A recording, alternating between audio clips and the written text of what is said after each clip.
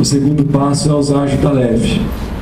Geralmente, mas não é uma regra, o terceiro passo é usar ajuda gestual. E assim por diante, tá? Nos programas verbais, geralmente o primeiro passo é ajuda ecoica imediata. Depois, ajuda ecoica após 3 segundos. Depois, ajuda ecoica após 5 segundos. Depois, independente, sem ajuda nenhuma. Os passos, ou seja, são mais ou menos aquela hierarquia de dicas. Mas, às vezes, os passos também são determinações de quantos estímulos a gente vai usar. No passo 1 a gente vai usar 2 estímulos. No passo 2 nós vamos usar 3 estímulos, os 2 antigos e um novo. No passo 3 nós vamos colocar 3 estímulos novos.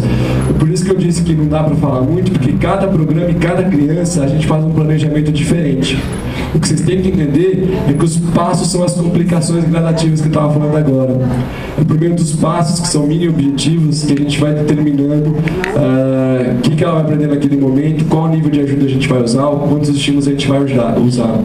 Então os passos são um ensino gradual, um passo por vez até ela atingir o conhecimento.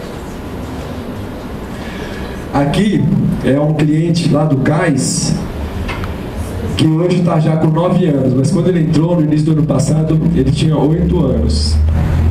E aqui, deixa eu ver uma coisa. Tá. Aqui a gente foi ensinar tato para ele, tá? Ele já tinha algum ecoico, mas não tinha nenhum tato. Então, a gente começa fazendo uma linha de base. Faltou a legenda para a linha verde aqui. Uma linha de base é a gente testar se a criança tem ou não aquela habilidade. Então a gente colocava figuras diante dele, por exemplo, o carro e perguntava: o que é isso? Ele não falava nada. A gente mostrava uma bola: o que é isso? Não falava nada. Mostrava várias coisas, não falava nada. Então a gente falou: puxa, a gente tem que ensinar tato para esse menino, porque ele não fala nada mesmo. A gente começou planejando ajuda ecoica, igual eu falei para vocês agora. Então a linha laranja são os acertos com ajuda ecoica. E a linha verde são os acertos que ele fez sem ajuda nenhuma, são os acertos independentes, tá? Nosso objetivo claro, é que a linha laranja diminua e a linha verde aumente, tá? Perdão, a linha laranja aqui tá todas as respostas corretas juntas, as que foram independentes e as que foram com ajuda. E a linha verde é só a linha que ele fez independente. Então, olha só. Do primeiro dia que a gente começou a aplicar esse programa com a ajuda ecoica, ele já saltou de 0% de acertos para 70% de acertos. Mas continua sendo nenhum independente. Só foi surgir o independente na 5ª sessão. Na 6ª ele chegou a 10%, na 7ª caiu. Na 8ª sessão, 40% das respostas dele já foram independentes. A gente, estamos no caminho certo. E foi aumentando. Hoje esse menino, isso aqui foi em junho do ano passado. Nós estamos agora em maio do outro ano. Ele faz inúmeros tatos já. Inúmeros. Mas a gente começou do zero. Literalmente do zero. Mandos, pedidos. A gente fez uma linha de base e ele pediu uma vez sozinho o que ele queria, nenhuma outra. Então nós programamos um treino também usando ecoico para ensinar mando, tá? Então a gente começou usando só ajuda ecoica. Quando a gente usou ajuda ecoica, de uma hora para outra, de 10% de acertos, ele foi para 95%. Tá? Porque ele já tinha um bom ecoico, então com a ajuda ecoica ele acertava fácil. Em 4 sessões ele atingiu 100%. E a gente falou: puxa, vamos tirar a ajuda ecoica para ver o que acontece. Imediatamente ele começou a falar sozinho. Na 5ª sessão, ele já estava pedindo o que ele queria sozinho. Era um estímulo ainda Coca-Cola, tá? Mas ele já pedia Coca-Cola sozinho. Hoje, durante a sessão, isso em maio do ano passado, hoje durante a sessão, quando ele quer Coca, ele fala: eu quero Coca. Quando ele quer cócegas, ele fala: eu quero cócegas. Quando ele quer descansar, ele fala: quero descansar. Mas foi um processo que também começou quase no zero. Eu quis mostrar esse gráfico porque foi uma evolução muito rápida mesmo. E o que nos deixa mais chateado é que ele chegou pra gente com 8 anos, o menino com essas habilidades. Se ele tivesse chegado antes, ele podia já estar muito mais desenvolvido.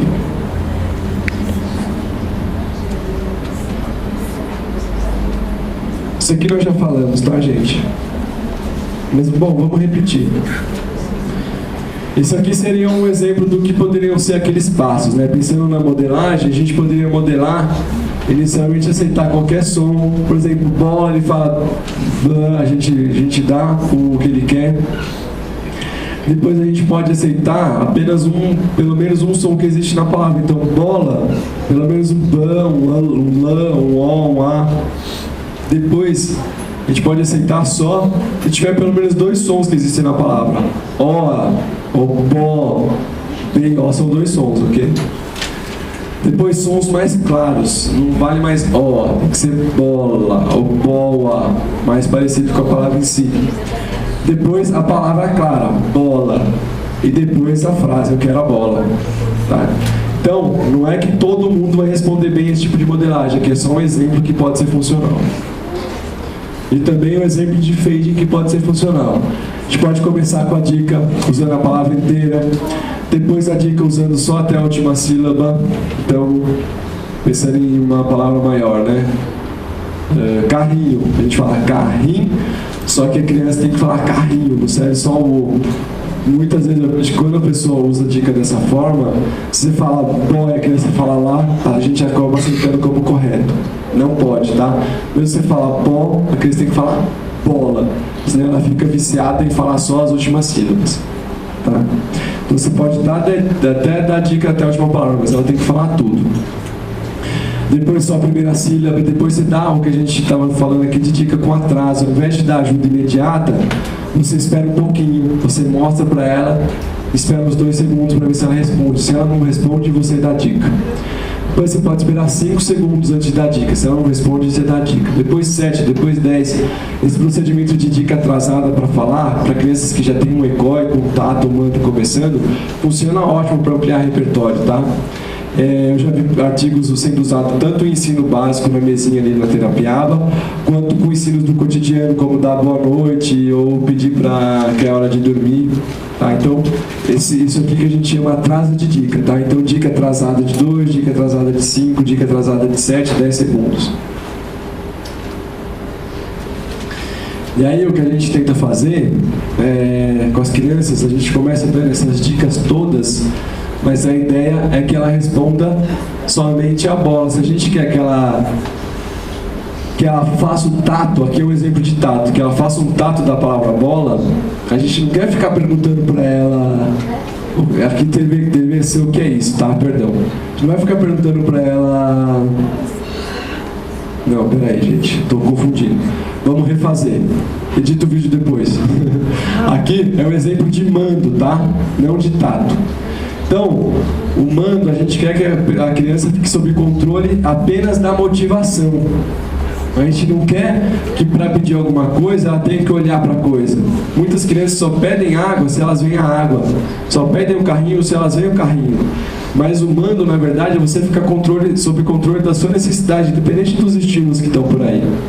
Então a gente começa dando todas as dicas do mundo, né? Além da motivação, que é o controle principal, a gente pergunta o que você quer, a gente mostra a bola e ainda fala, bola.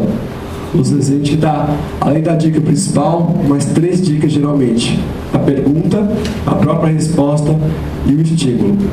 Esse procedimento de transferência é a gente tirando esses estímulos até que a gente chegue na forma do comportamento puro. Então, a primeira dica que a gente tira é a egóica. Mantenha a bola lá para ele ver e pergunta só, o que você quer? E ele vê a bola, tem que responder.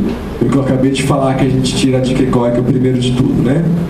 Depois, a gente tira a bola da visão da criança e só pergunta, o que você quer?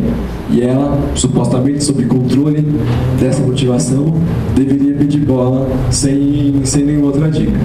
Finalmente a gente tira até a pergunta, porque o que a gente quer é que o mando seja espontâneo. A gente não precisa ficar perguntando para os nossos filhos típicos o que eles querem. Quando eles querem alguma coisa, eles vêm até nós e pedem. Então a última dica que a gente tira é até a pergunta. Até que, bom, legal, a gente ficou só com o mando puro, sob controle de uma necessidade, a criança independentemente fala a bola e consegue ganhar o que quer. Então a gente vai tirando essas dicas aos poucos, a gente chama isso de transferência de estímulo, tá bom?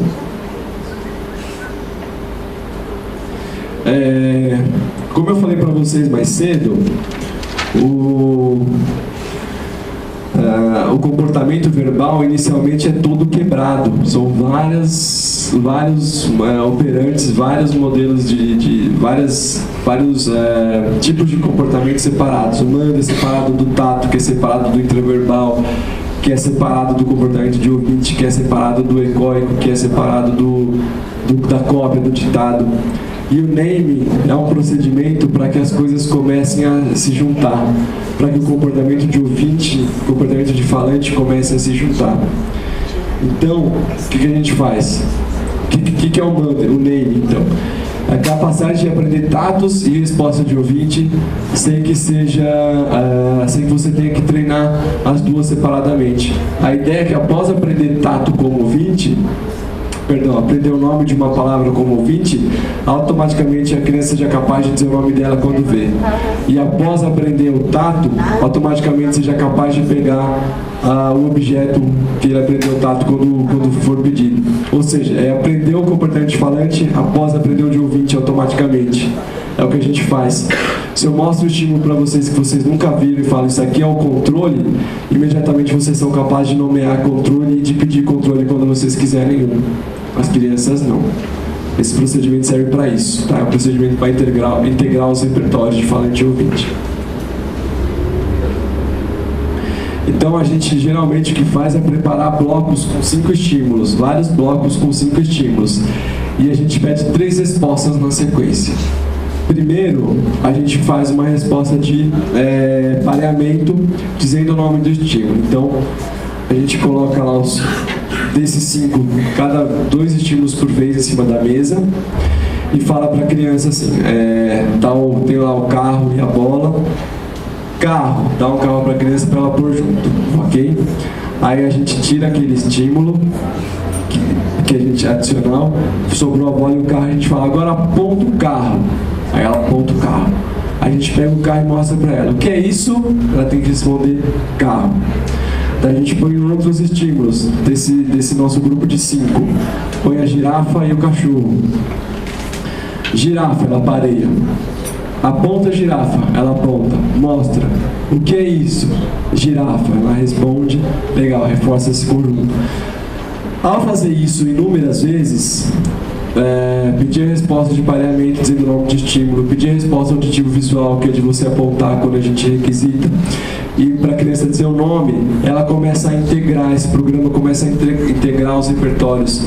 E você testa se deu certo, quando da próxima vez que você for usar ela dominou aqueles 5 estímulos, aprendeu todas as respostas, você verifica que ela aprendeu, quando após fazer o pareamento, ela automaticamente consegue fazer os outros 2. Após fazer pareamento de vaca com vaca, que ela não tinha feito antes, automaticamente ela já sabe apontar a vaca quando você pede e a dizer o nome da vaca quando você pede. Aí você diz que ela aprendeu e tem naming, ou seja, os repertórios de falante e de ouvinte estão integrados. Se ela dominou os 5 estímulos iniciais e não conseguiu acertar quando você mostrou os novos 5 estímulos, então você tem que treinar os novos 5 estímulos e fazer um teste com o terceiro conjunto. Se não deu ainda, você testa o terceiro conjunto e faz com o quarto. Então você faz com novos conjuntos, até que isso se torne uma habilidade automática. Quando a criança ouve, faz o pareamento, automaticamente ela sabe apontar e sabe dizer o nome do estímulo. Já falei sobre isso, também já falei sobre isso. Quero falar sobre isso agora. Esse treino de matriz, gente, serve para a gente complicar o comportamento verbal da criança. Então, uma criança que já tem certas habilidades, a gente quer que ela aprenda a falar de forma mais complexa, a começar a separar as palavras. Então, no treino de matriz, a gente separa assim, por exemplo, poderia ser 4 linhas e 4 colunas, 5 linhas e 5 colunas, ou até 2 linhas e 3 colunas, não tem problema. Então, aqui um exemplo para tato, tá? Azul, laranja e verde. A gente vai mostrar um carro azul, uma bola azul, um livro azul, um carro laranja, uma bola laranja, um livro laranja, um carro verde, uma bola verde, um livro verde. A ideia é para verificar se a criança está fazendo relações mais complexas e até para ensinar relações mais complexas, é ensinar alguns elementos da matriz e ver se a criança automaticamente aprende outros. Então, a gente ensina, por exemplo, carro azul, carro laranja, bola laranja, bola verde e livro verde. A gente ensina, por exemplo, esses dois e esses dois. Supostamente, a criança tem que aprender sozinha, sem a gente ensinar diretamente, a fazer este e este. Por quê? Porque se ela de fato está com um comportamento verbal mais complexo, ela começa a separar. Se ela está vendo um carro azul e um carro laranja, sinal de que os carros... O que tem igual no carro azul e no carro laranja? O formato, a cor não. Então ela começa a abstrair a cor, ela começa a tirar a cor do carro. Quando você ensina uma criança especial, inicialmente a falar carro azul, muito provavelmente ela vai entender que aquilo lá tudo chama carro azul, não que são duas propriedades, carro e azul. Esse treino de matriz serve para ela quebrar as propriedades, é entender que carro é uma coisa, azul é outra. Entenderam o que eu estou falando? Então, se ela vê que o carro é laranja, o carro azul e o carro laranja, ela começa a falar, opa, o que tem em comum entre esses dois é o carro, o azul e o laranja mudam. Quando você apresenta bola azul e bola laranja, novamente, o que tem em comum é a bola, o laranja muda. Quando você apresenta carro laranja e bola laranja, ela faz o contrário. Opa, o que tem em comum entre esses dois é o laranja, a forma muda. Quando você apresenta bola verde e livro verde, opa, o que tem em comum é a cor, a forma muda. Se a criança tiver já no nível mais legal, você fazer esse treino inúmeras vezes, ela começa automaticamente a quebrar esses estímulos. Ela começa a perceber o que é o, vamos dizer assim, em termos da língua portuguesa, o que é o substantivo, o que é o adjetivo. O carro, o livro e a bola. E ó, errei aqui, era para ser... Não, tá certo. O livro, a bola e o carro passam a ser... Ela reconhece como substantivo, ainda que não sabe nomear. E o verde, o laranja e o azul são outras coisas, são adjetivos. Então esse é o treino de matriz. Ele está aprendendo as coisas lá, repetindo as coisas, ele já tem um monte que ele já consegue falar. Quando eu vou mostrar o vogal, ele fala azul, porque a vogal que está lá está azul. É a mesma coisa que você está falando aqui? Não. Ele não fala o A, ele fala azul. Ele ainda não abstraiu que o A é outra coisa. É mais ou menos isso. Se você mostra para a criança elefante grande, ela vai entender talvez que todo elefante chama elefante grande. Tem que ensinar elefante grande, elefante pequeno, carro grande, carro pequeno, para ela começar a quebrar essas relações. Perceber que grande é uma coisa, elefante é outra. Que azul é uma coisa, A é outra. Entendeu? Ajuda. Não é que faz, isso aí faz, mas ajuda. Dá para fazer algo semelhante com o comportamento de ouvinte também. Então, tocar, trazer